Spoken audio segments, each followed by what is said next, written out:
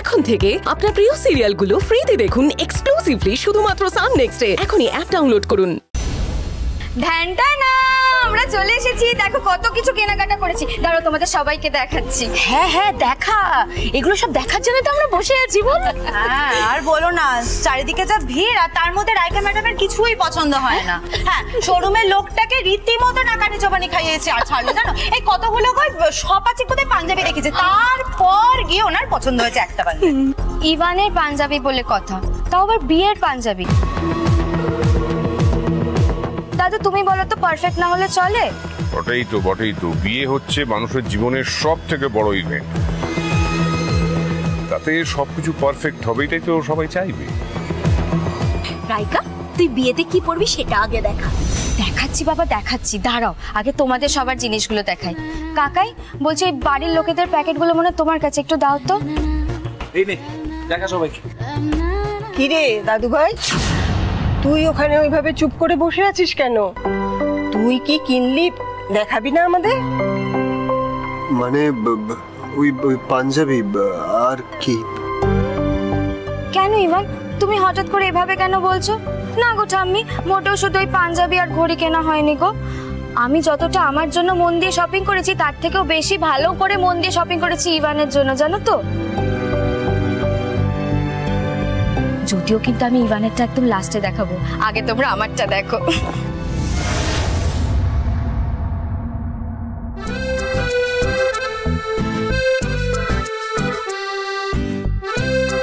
কেমন হয়েছে বলো? ওয়াও খুব সুন্দর হয়েছে, এটা পরলে না তোকে একেবারে সিনেমার হিরোইনের মতো দেখতে লাগবে। তুমি বিয়ের দিন বেনারসি পরবে না? দূর, ওসব বেনারসি টেনারসি এখন আর চলে না গো বড় ঠাম্মি, ওগুলো এখন ব্যাকডেটেড হয়ে গেছে। এখন তো সবাই বিয়েতে ডিজাইনার লেহেঙ্গা পরে। রাইকা সেটা বললে কি করে হবে? আরে বাঙালি বাড়ির বিয়ে, কোণে লাল বেনারসি পরে বিয়েতে বসবে না, তা আবার হয় নাকি? শোনো না রাইকা, আমি বলছিলাম কি, আমি বুঝতে পারছি যে লেহেঙ্গা তোমার খুবই পছন্দের, কিন্তু আমাদের বাড়ির তো একটা ট্র্যাডিশন আছে। তুমি রিসেপশনে লেহেঙ্গাটা পরো আর বিয়েতে লাল বেনারসিটাই পরো, তোমাকে বেনারসিতেও খুব সুন্দর দেখাবে। ওরে বাবা, তো এই বিয়ে নিয়ে আলোচনা তোদের থামবে না? আর জরুরি কথাটা আমি বলে দিই, রেজিস্ট্রারের সঙ্গে আমার কথা হয়ে গেছে, বিয়েটা হবে কিন্তু কালকে সন্ধ্যাবেলা। সে কি কালই? তাহলে তো মাত্র আর 24 ঘন্টা হাতে সময় আছে। সে তো আমিও ভাবছি এইটুকু সময়ের মধ্যে সব ব্যবস্থা হবে তো। আরে হবে নাই বা কেন, বাকি কি আছে? সব কাজ তো প্রায় হয়েই গেছে। শপিংটা আজকে তোমাদের হয়ে গেল, আর এবার মামাবাবু যদি একটু মেনুটা কনফার্ম করে দেন বাস, তাহলেই হয়ে যাবে, কোনো টেনশন নেই। আচ্ছা, রাইকার বাবা মা কখন আসবেন? তোর সঙ্গে ফোনে কিছু কথা হয়েছে খোকা?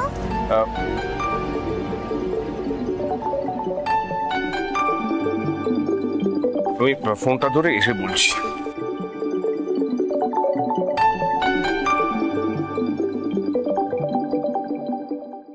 হ্যাঁ তরুণ বলো। স্যার বলছি আজ রাতেই কাজটা হয়ে যাবে। আমার লোকজন আনন্দ আশ্রম আজ রাতেই অ্যাটাক করছে। গুড, তবে যা করবে খুব সাবধানে। হ্যাঁ সাবধানে দেখে শুনে করবে। এবার আমি কিন্তু কোনো মিস্টেক চাই না। না স্যার, আপনি একদম চিন্তা করবেন না, কোনো মিস্টেকই হবে না। এবার আমি যে ধরনের লোক অ্যাপয়েন্ট করেছি তাদের কাছে এইসব কাজ একেবারে জলভাত স্যার। মানে ওই মেঘলার ব্যাপারে তোমার লোকজনকে আলাদা করে বলে দিয়েছো তো? মেঘলা যেন মিস না হয়, ওই কিন্তু আসল। হ্যাঁ বাকি তো দরকার, কিন্তু আমার মেন টার্গেট হচ্ছে মেঘলা। ওর ছবি দেখিয়ে তোমার লোকজনদের ভালো করে বুঝে নাও। স্যার আপনি একদম টেনশন করবেন না, আপনি আমাকে যে ছবি পাঠিয়েছিলেন আমি অলরেডি সেটা ওদেরকে ফরওয়ার্ড করে দিয়েছি এবং ওরা দেখেও নিয়েছে। তবে ওই একটা ব্যাপারে একটু সমস্যা করছে ওরা, পেমেন্ট নিয়ে আর কি। আমি ওদেরকে পরিষ্কার জানিয়ে দিয়েছি পেমেন্ট আমি পার হেড করব। Okay sir? সেসব নিয়ে আমাকে কিচ্ছু বলতে হবে না, ব্যাপারটা তুমি দেখে নাও। শোনো, টাকাটা বড় ফ্যাক্টর নয়, কাজ হওয়াটাই হচ্ছে আসল, বুঝেছো তরুণ? স্যার আপনি একদম চিন্তা করবেন না, আজ রাতের মধ্যেই আপনার রাস্তা একেবারে সাফ হয়ে যাবে। আমিও তাই আশা করছি। আচ্ছা শোনো শোনো শোনো, কাজ হয়ে গেলে সেটা যত রাতই হোক আমাকে ফোন করে তুমি কনফার্ম করবে। আমি কিন্তু জেগে থাকবো। ওকে স্যার, এখন রাখছি।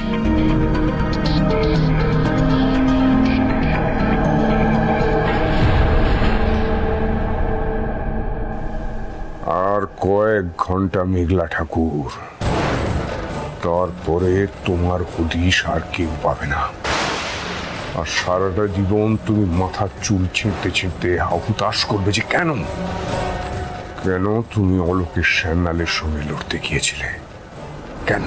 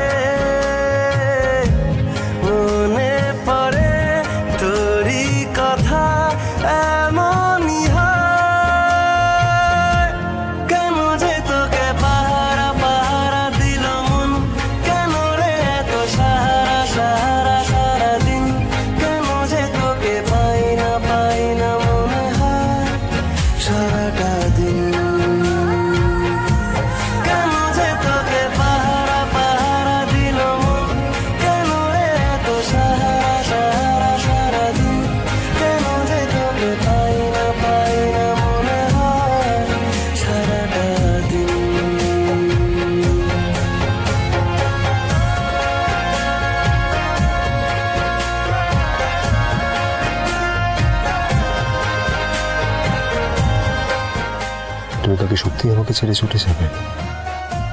আমাকে একা ফেলে তুমি পারবে তো যেতে?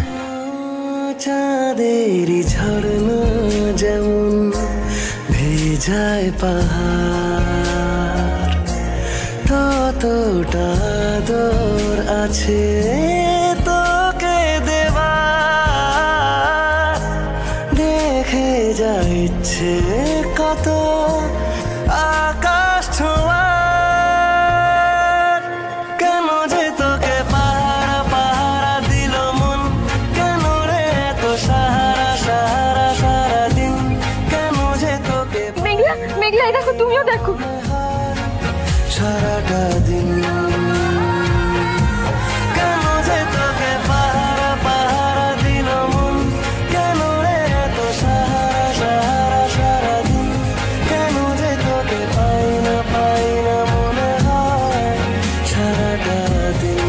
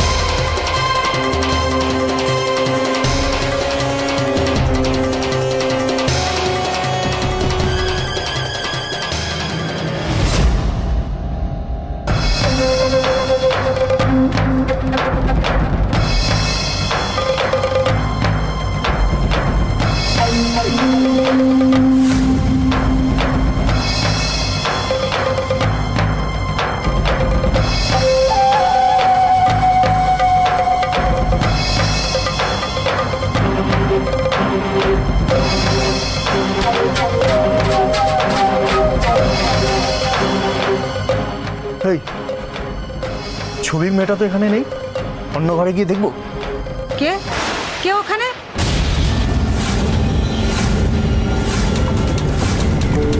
মনে হচ্ছে লোকজন জেগে গেছে, এখন আর সময় নেই অন্য করে খোঁজার। একটা মেয়ের জন্য ধরা পড়ার কোনো মানে হয় না। আর পার্টি তো বলেই দিয়েছে হেড কাউন্ট করে টাকা দেবে, একটা মেয়ে কম হলে কিচ্ছু যায় আসে না। চল এই তোকে বাচ্চাগুলোকে তোল, আমি ওদিকটা দেখছি, তাড়াতাড়ি যা।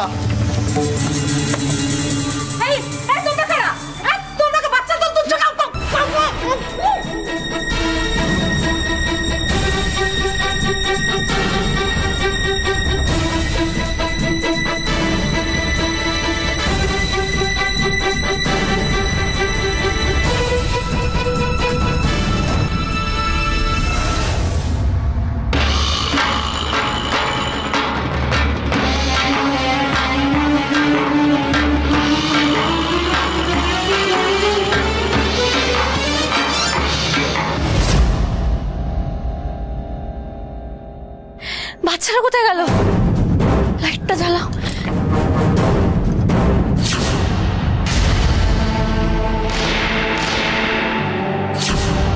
মণিমা, মণিমা, মল্লিকা, মল্লিকা, এই মণিমা, মণিমা, কি হলো? মণিমা, মণিমা, মণিমা, বাচ্চারা কোথায়? মণিমা, ও মণিমা, মণিমা তাকাও। হে ভগবান, এ কি হলো? মণিমা, মেয়েরা কোথায়? মণিমা, মল্লিকা, দাদু, দাদু তুমি মণিমাকে দেখো, আমি এক্ষুনি আসছি।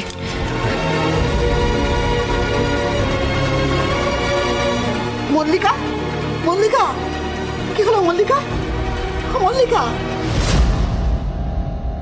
সুবল কাকা, সুবল কাকা, সুবল কাকা, সুবল কাকা।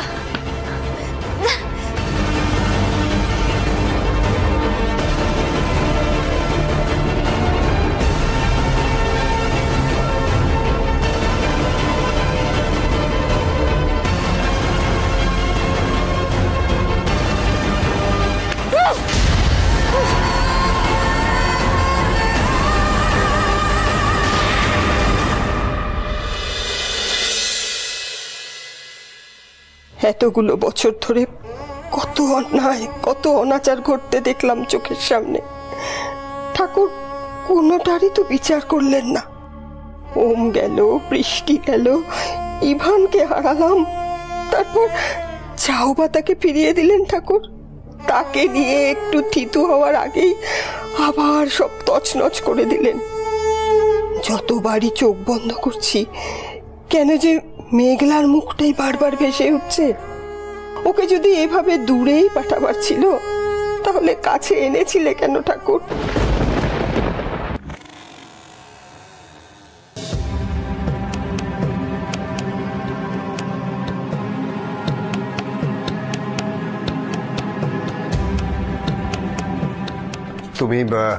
তুমি এখনো ঘুমোনি? তোমার ঘুম আসছে না বাবু ঠাম্মি?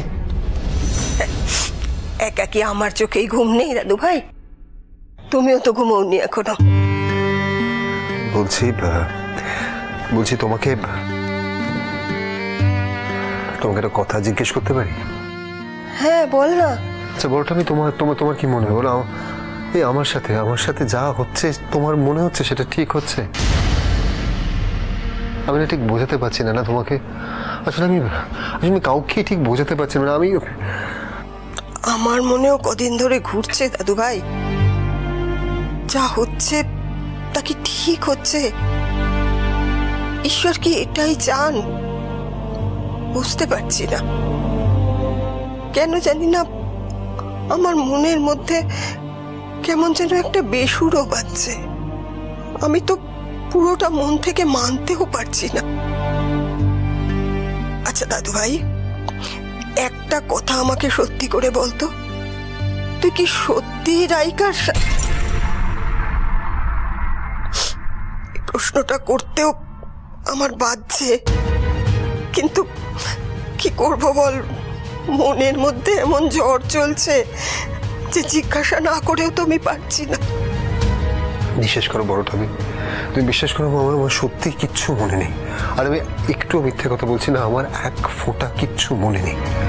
আমি জানি যে সেদিন এটা নেশা করার ফলে হয়েছে। আমার অপরাধ, আমার এটা করা উচিত হয়নি, কিন্তু আমি সেটা আমাকে জোর করে করানো হয়েছে, এটুকু আমার মনে আছে। কিন্তু বিশ্বাস করো ওই নেশা করার পর কি হয়েছে আমার এক ফোঁটা কিচ্ছু মনে নেই। আমি এরকম কাজ করার কথা স্বপ্নেও ভাবতে পারি না। তাহলে বাস্তবে আমি এরকম কিছু করেছি কিনা সেটা সত্যি সত্যি আমি মানতেও পারছি না আর বুঝতেও পারছি না কেন আমার কিছু মনে নেই।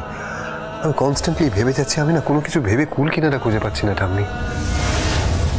ওই একটা ঘটনাই তো সবকিছু ওলট পালট করে দিচ্ছে দাদু ভাই। তা না হলে আমরা তো মোটামুটি সামলে উঠেছিলাম বল। মেঘলা যে তোর পিসো দাদুর হয়ে লড়ছিল সেটাও তো আমরা বুঝতে পেরেছিলাম, কিন্তু এমন একটা ঘটনা তুই ঘটালি।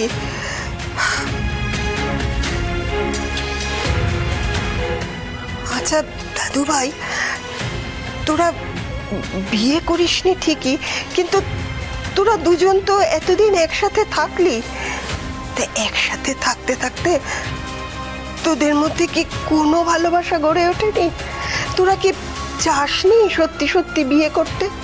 চেয়েছিলাম বড় ঠাম্মি, আমরা দুজনেই চূড়ান্ত ভাবে বিয়ে করতে চেয়েছিলাম। আর তোমাকে মিথ্যে কথা বলবো না, আমরা ঠিক করেছিলাম যে খুব তাড়াতাড়ি আমরা বিয়েটাও করে ফেলবো।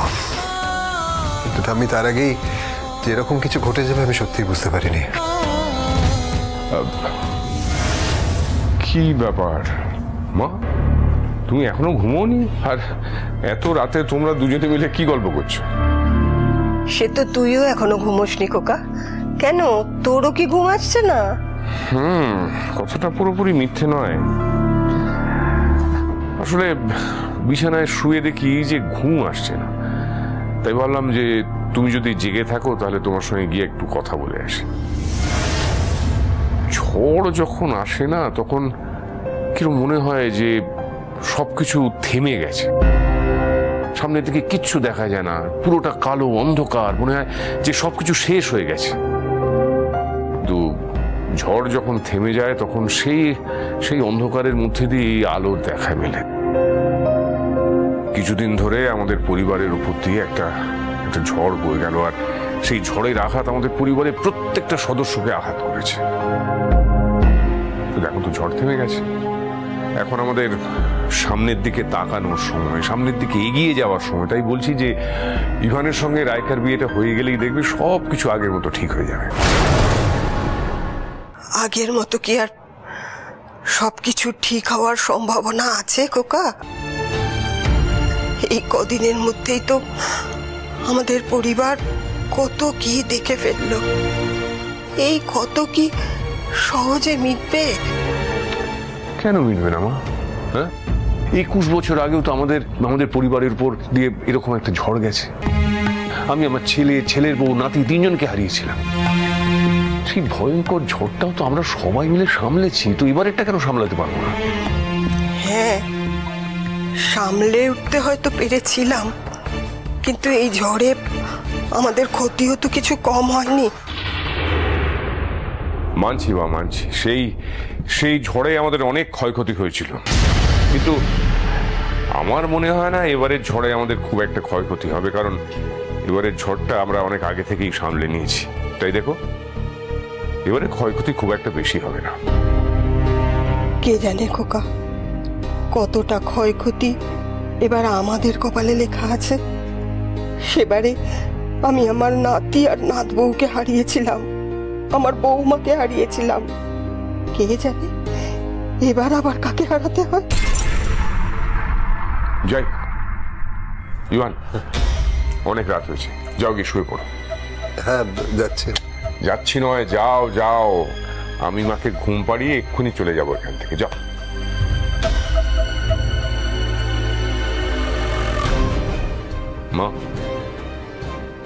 মা অনেক রাত হয়ে গেছে, তুমি শুয়ে পড়ো। তবে তোমাকে আমার একটা অনুরোধ, তুমি ইভানের সামনে এই সমস্ত হতাশার কথাগুলো বলো না। দেখো ছেলেটা নতুন করে আবার জীবনটা শুরু করতে যাচ্ছে, আমি চাই যে আমরা সবাই যেন ওর পাশে থাকি। আমি আসছি।